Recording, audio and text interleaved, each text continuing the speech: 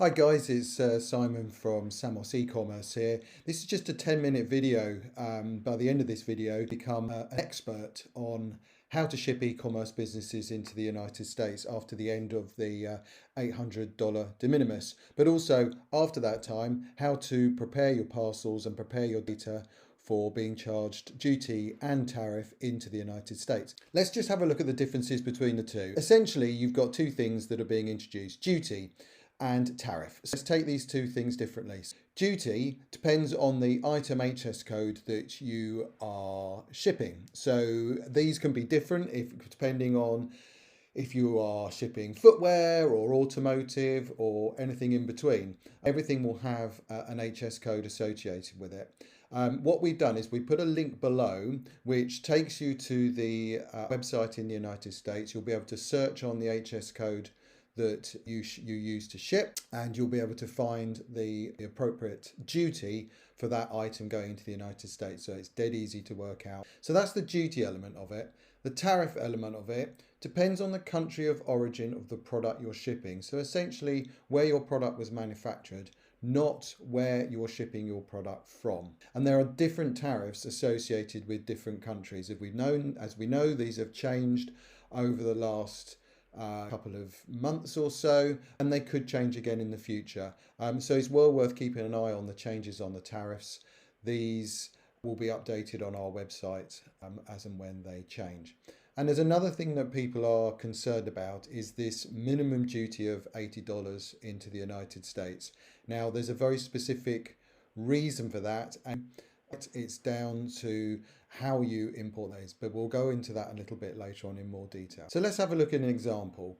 How much to import an umbrella valued at £15? Now, we're recording this from the United Kingdom. This would be just as appropriate if you were shipping from other countries around the world in your local currency. But for this example, we're going to use a product being shipped from the United Kingdom into the United States. So duty, standard umbrella is listed on the website down below.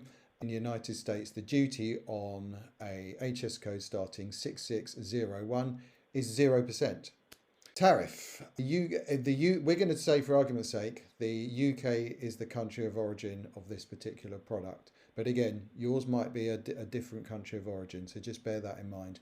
So if the country of origin is the United Kingdom, the tariff will be 10%. And all you do is you add those two together.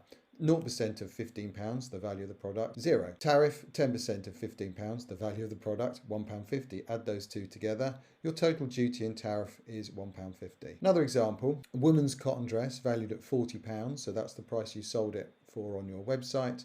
It's coming from the UK, we're using that as an example into the US. Duty, women's cotton dress, when we looked it up on the website, the HS code we looked at was 62041200. The duty on that was 14.9%.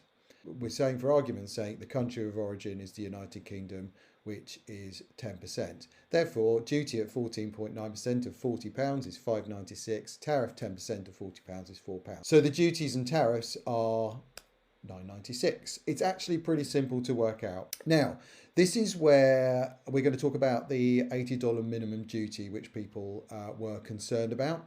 On the White House statement, it does say that if you're using a postal or mail network, there is a minimum duty of $80 or more from countries that have a higher tariff rate. So this essentially, what this is saying, that if you use a mail or postal network, there is a minimum duty of $80. Now, this might change. We are about a week or so from the 29th of August 2025 at time of recording. What we would urge you to do is to speak to your postal or mail supplier in the country that you're in. Most countries have one, obviously, and it's all around this. You've got two types of clearances going into the United States or any other country around the world. You have what's called Postal Clearance, which is part of the Universal Postal Union. And the challenge with these processes, they've been around for a long time. They can't work on percentages. So we looked at those examples earlier of 14.9% and 10% tariff and so on. They can't work those percentages on these systems. So for the next 6 months, so up until March 2026, Customs have said is that, okay, because you can't work out percentages, we're going to implement an $80 minimum duty on this. That is opposed to commercial clearance, which is different. Commercial clearance is used by all the major couriers. We use commercial clearance on shipping parcels into the United States on our service, and I'll talk a little bit about that later on. So of course there's no minimum duty on that because we can work on percentages. So this is why when we looked at those examples and we calculated the duty and tariff, we could see quite clearly then what the duty and tariff would be. So on the commercial clearance, there is no minimum duty. So I hope that clears up that issue. Now, this might change. The mail or postal networks might transfer their clearance over to commercial clearance before the end of August when the $800 de minimis ends. So like I said before, speak to your mail provider, see if that's going to happen. And if not, you're probably better to change it to a service like ours or whoever that do commercial clearance, so you won't be paying that minimum $80 because obviously that will have a big effect on the sales into the United States if you have to charge in the checkout process an extra $80. DDP or DDU? So this has always been a question that everybody's always had in e-commerce as to whether to ship their parcels DDP or DDU.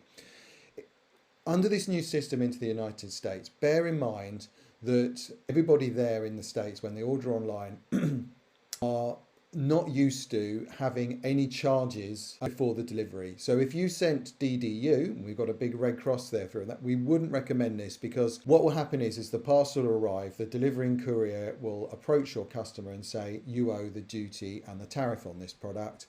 Because they've never experienced that before, that might be a difficult situation. They might reject it, they might think it's fraud or whatever, and if they do reject it, it means the parcel comes back. So what happens in that situation is that you have to pay the outbound shipping, the return shipping, and of course you then have to refund your customer as well. So that can be a triple whammy. What we would recommend is DDP. Our service to the States is all DDP. What that means is that you need to charge the duty and tariff in the checkout process with your customer. So you've captured the charges according to those examples we gave you earlier. And then what happens is that we or your courier company will pay those charges on entry into the United States. So what that then happens is on delivery, your customer has no charges at all. And in terms of a customer experience and building customer loyalty and repeat business, that's much the best way to go because it's a much better experience for your customers in the United States or anywhere else in the world at that matter. I'm just going to talk a little bit about delivery service into the United States. Obviously, we're doing commercial clearance. You know what that means now. So there's no $80 minimum duty. All our shipments are, the receiver pays nothing on delivery. We don't have a DDP surcharge. So although we've recommended DDP, you might find that your courier company or the company that you use to ship out to the United States do have a charge for reversing the VAT back to the ship wherever you are. So just bear that in mind, but ours is no DDP surcharge. We also have no volumetric upcharging. So if you're familiar with volumetric, great. If not, just really quickly, length times width times height of the parcel divided by 5,000 gives you a volumetric weight. Some companies will divide by 4,000, some companies will divide by 6,000, which creates a different volumetric charge. But essentially, if that is higher than the deadweight charge, and deadweight is if you put that package on a set of scales, what it would weigh. If the volumetric is higher, they charge the higher rate, but we don't do that. Our service is 3 to 4 day delivery across the United States. Obviously, ours is originating from the United Kingdom. And we also have enhanced POD with a photograph. So that's essentially pretty much all you need to know. That's what everybody else knows. And with a little bit of technical inside information there on how the clearances work and where that $80 minimum duty comes in.